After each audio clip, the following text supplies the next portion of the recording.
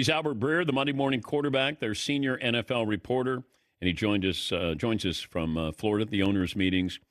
There's a lot on the table, a lot on the agenda. Let me start with the Tush push. When is that being voted on today? They're in the room now doing their votes, so that could come down, anytime. I'd say over the next, I would say within an hour, hour and a half, we'll probably know one way or the other. What's your sense? My sense is there's a ton of argument, in the room over it. And I know, Howie Roseman stood in front of the room the other day and basically asked for the injury data. And when they said, well, there isn't really any injury data, there haven't been injuries on it, he then said, okay, well, give me the difference in injuries between this and a conventional quarterback sneak, and they couldn't do that. Dr. Alan Sills, the chief medical officer for the league, then said, like, well, what we're worried about based on the posture is that this could create a catastrophic, or catastrophic head and spine injuries. And then, Mike Vrabel and Jim Harbaugh actually, spoke up and, got into the way the rule was, how specifically written it is. Like it's written about, it's written in a way where it's, it applies to pushing behind the center. So Vrabel asked, well, what if the quarterback is running behind the guard? Can you push him then?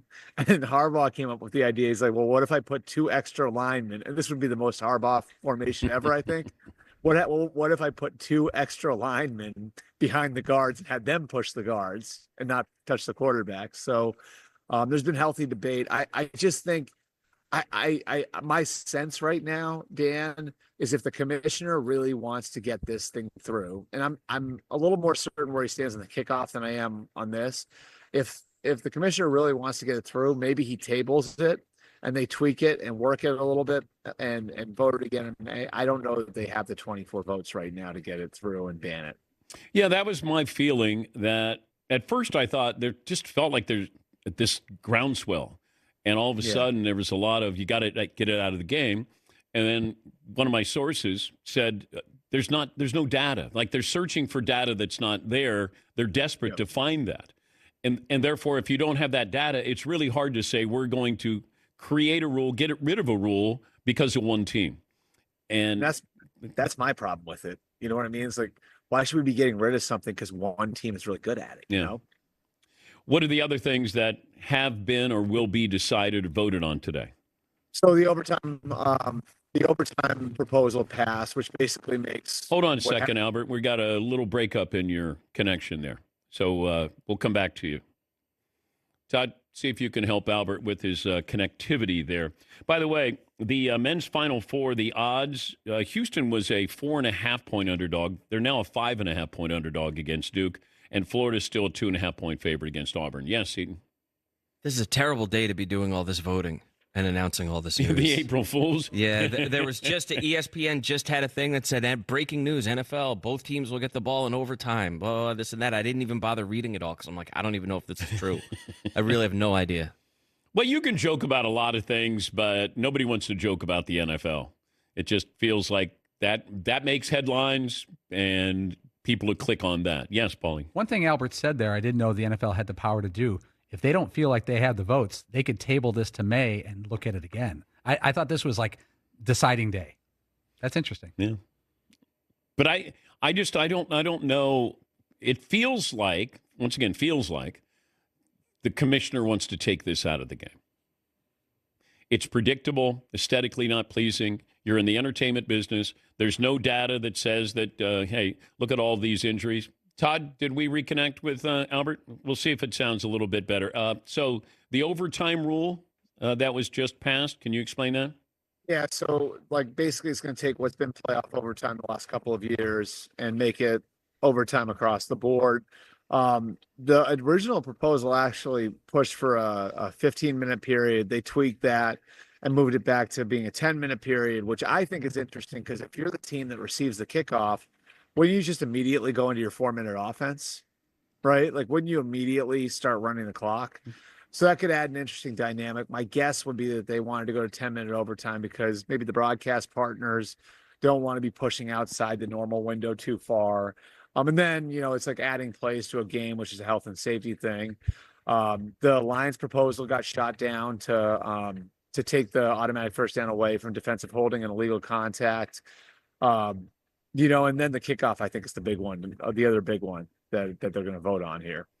Now, what is it that they're going to vote on? So it's to make the kickoff, obviously the new kickoff that they debuted last year, to make that permanent. And then there are some tweaks to that they're trying to vote through. And my understanding is that Roger really wants more returns. And the good news is, like, the injury data they have supports that this has worked. What they're saying is that the injury data shows that it's about the same injury rate now on a kickoff as you have on a normal play from scrimmage. So like that part's good. They feel like too many teams were kicking into the end zone. So like with the touchback being at the 30, it's been proposed they move the touchback to the 35 now.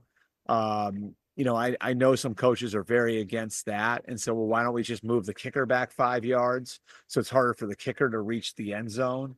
But the goal here for Goodell seems very much to find a way to create more kickoffs and to create more kickoff returns. And, I think there's been enough argument about the different formations and, again, like the different tweaks, that I do think there's a chance that Roger will look at this and say we should table this until May and like go and work through all of the tweaks and decide what's right for this year, and then vote again on it in May. What about onside kick? Yeah, so the onside kick is that would allow, and this is just a common sense thing. I don't know why they limited it to the fourth quarter. I don't know why they limited it to you have to be behind, to be honest with you. Maybe they I mean, it is a more dangerous play, so maybe they wanted to, make sure that there were fewer of them. But what they would do now is, I think you still have to be behind, but the onside kick would be allowed in all four quarters. Obviously, you have to declare it because it's a completely different formation and play than the modified kickoff. I know you're busy. Thank you for spending time, Albert. Anytime, Dan. Appreciate it. That's Albert Breer, the Monday Morning Quarterback, senior NFL reporter. Hi, I'm Mike Tirico, and thanks for watching. Make sure to hit subscribe for the latest news and highlights from NBC Sports.